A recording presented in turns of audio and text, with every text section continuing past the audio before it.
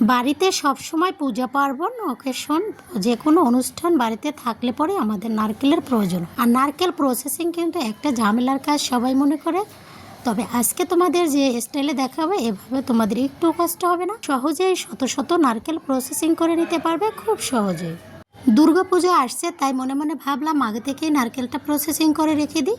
আর আজকে সব থেকে সহজ স্টাইলে নারকেল প্রসেসিংটা তোমাদের সাথে শেয়ার করব ভাবলাম। প্রথমে নারকেলটা আমি বাজার থেকে কিনে নিয়ে আসছি, সে নারকেলটা কিন্তু ছোলাই থাকে, তবে যে অল্প পরিমাণ ছোবা থাকে সেটাকে আমরা তুলে নিয়েছি ছুরির সাহায্যে।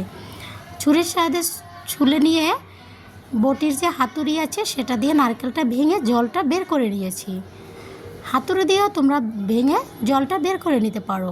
আমরা যে বাটাবাটি করি সেই শিলপাটার হাতল দিয়ে নারকেলটা এভাবে হিট দিলেই ভেঙে যাবে।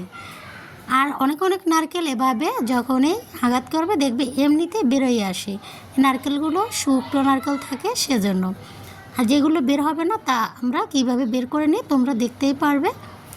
সব নারকেলগুলো আমি এভাবে আস্তে আস্তে করে ভেঙে নেব। আজকে আমি এখানে 5টার মতো বড় সাইজের নারকেল নিয়েছি।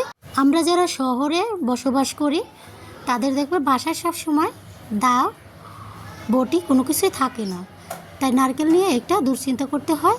তারা কিন্তু এভাবে সহজে এই প্রসেসটা বেছে নিতে পারো। আর এখানে দাওর কোনো প্রয়োজনই হবে না, দা বটি কোনো প্রয়োজন হবে না।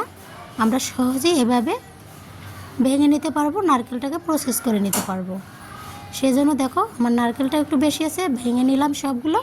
এখন আমি এখানে একটা স্ক্রু ড্রাইভার নিয়েছি, সেই স্ক্রু ড্রাইভার দিয়ে কিভাবে দেখো প্রেশার করলে পরে নারকেলটা খুলে চলে আসে।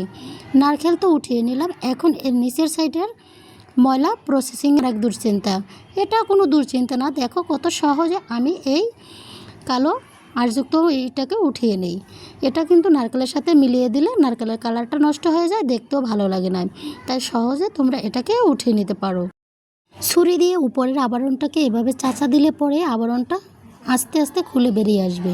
সহজে আবরণটা তুলে নিতে পারো আর নারকেলও অনেক স্বচ্ছ হয়ে যাবে, পরিষ্কার হয়ে যাবে। এভাবে তোমরা শত শত নারকেল দেখবে কত সহজে যে প্রসেসিং করে নিতে পারবে। অন্য সকল প্রসেসের থেকে এই প্রসেসটা সবথেকে সহজ মনে হবে।